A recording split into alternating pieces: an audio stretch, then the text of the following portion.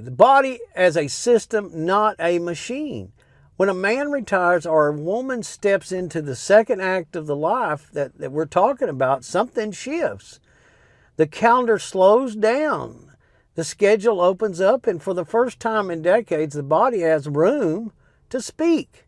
A lot of folks tell me the same thing. Jerry, I worked hard all my life. Now I'm tired. Things hurt. My sleep's off. My digestion's off. I don't bounce back like I used to. They start to feel like an old truck that's got too many miles on it. And somewhere along the way, we picked up the idea that the body is a machine. If a part breaks, you replace it. You go to the doctor and get something done. If something squeaks, you oil it. If it runs rough, you throw a stronger chemical or something at it. Now, that way of thinking is real common right now.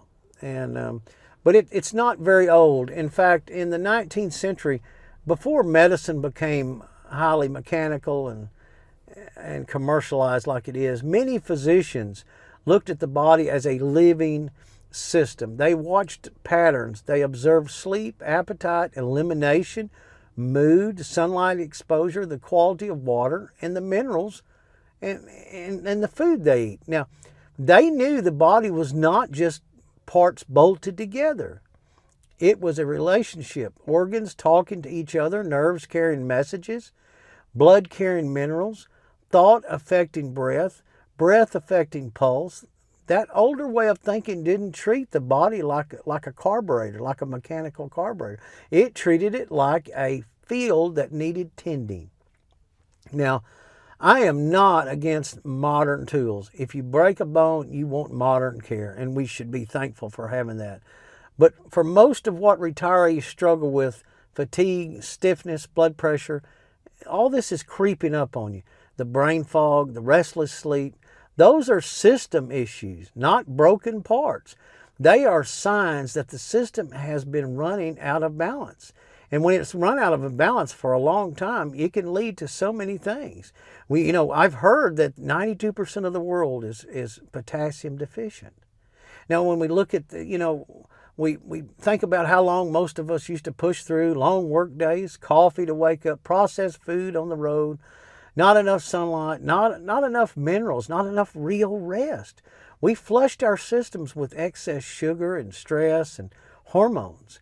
We drank water that didn't have much mineral content. It was just liquid. We sweated and urinated out potassium and magnesium and never really properly replaced it. And we did this over decades. And that's what really matters. The body keeps record, as I've said in the past, but there is the part I want you to hear clearly. Retirement is not decline. It is the first time you can become the project manager of your own body. You can be a blank canvas here. When you see the body as a system, your thinking changes. Instead of asking, what pill fixes this? You ask, what is out of balance with me? Is my sleep regular? Sleep is not laziness, as I've said so many times. It is repair. The brain clears waste during the deep sleep cycles. Hormones reset, muscles restore. If a retiree tells me they stay up past midnight watching television and then nap half the day, I don't judge them. I understand it, but I gently suggest that the system may need a rhythm put back in it. Now, my question is the water proper? Does it have the electrolytes? And has mineral supportive? I'm not talking about fancy plastic bottles with labels. I'm talking about real hydration. And we've talked about it. Clean water, maybe with a pinch of natural salt, and I say Himalayan salt or sea salt. Maybe balanced with potassium and magnesium when needed. Not overdoing it, not flushing the body constantly, just steady support. Are you getting the sunlight you need? 15 or 20 minutes in the morning of sun can do more for mood and circadian rhythm than most people ever realize. Now, again, the 19th century physicians prescribed fresh air and sunlight as regularly as any prescription or any other objective that they would do. They weren't foolish. They were very observant. Are you eating in a way that supports minerals rather than drains them? Excess sugar and constant snacking, that pushes the system hard with these carbs. Periods of gentle fasting, when appropriate, they're safe and allow the body to reset itself. Not extreme, not dramatic, just space between meals. The system breathes.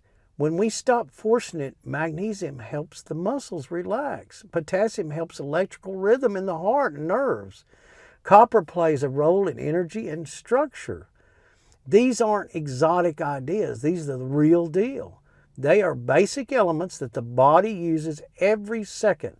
When we treat the body like a machine, we overlook those quiet foundations. But when we treat it like a system that it is, we begin to ask better questions. I have talked with many retirees who feel like their mind just isn't as sharp as it used to be. I'm sure you have too. And instead of panicking, we slow down. And I say, well, how's hydration? How's your sleep? How's mineral intake? And I say this to myself. How's my stress? The brain is not separate from the gut or the liver or the heart. It's all connected. Earlier physicians understood that if digestion improved, thinking often improved. If sleep stabilized, mood stabilized. They watched cause and effect over years and years, not hours. And here's where body, mind, and spirit quietly come together. When you see yourself as a system, you stop fighting yourself. You begin cooperating with your design. It's what our Creator gave to us. A miracle in itself is how our bodies work. Faith becomes steadiness instead of fear. You trust that the body wants balance. Your job is to remove the obstacles and support the basics. Retirement gives you time to observe. You don't have to rush out. You don't have to run out the door at 5 a.m. anymore. You can step outside and feel the morning air. Take a deep breath. As they used to say, smell the roses. You can prepare simple meals. You can walk. You can drink water slowly instead of gulping it between meetings. You can go to bed earlier. You become less reactive and more intentional. Intentional living. This is not about chasing perfect health. It's about tending the field. Small daily habits, repeated calmly, shape the system. You don't overhaul the engine overnight. You change the fuel, you change the rhythm, you change the maintenance schedule. And here's something I truly believe deeply. Retirees, you hear me, you are not done. You are needed. This world needs you. It's not just your grandchild, it's society, but your family, younger people. They need your example. Your value is not in how fast you move, but how wisely you move. When your body system improves, even gradually, your presence becomes stronger. You can mentor so many people that are needed. You can guide, you can model restraint. You can show that aging does not mean surrender. The body is not a worn out machine. It's not a worn out machine headed for the scrapyard. It's a living system that responds to attention. It may take some time to see these things. Decades of imbalance do not reverse in just a week or overnight, but systems respond to consistency. So start simple, regular sleep, morning light, good clean hydration with minerals, reasonable meals, occasional fasting, if your condition allows for it, gentle movement, calm thought, gratitude to our Creator, instead of just a panic, emotional chaos. You are the project manager of your body. And management is not about control, it's about oversight, observation, and small corrections made early instead of large repairs made late. Now, the 19th century understood something we're just now kind of getting reacquainted and trying to remember again. The body is orderly when we allow it to be. It leans toward balance. It heals in rhythm. It responds to care. That does not mean we ignore modern medicine at all. It means we have to have a balance there.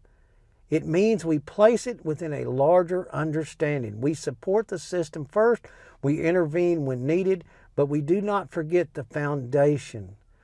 The second act of life that you're in now is not about fear or breakdown. It is about learning the language of your own body, listening without panic, adjusting without drama, walking steadily.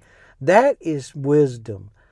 Now, I don't have all this figured out, and I'm still working on it myself. So let's keep moving forward on this journey together, and I appreciate you watching. Thank you.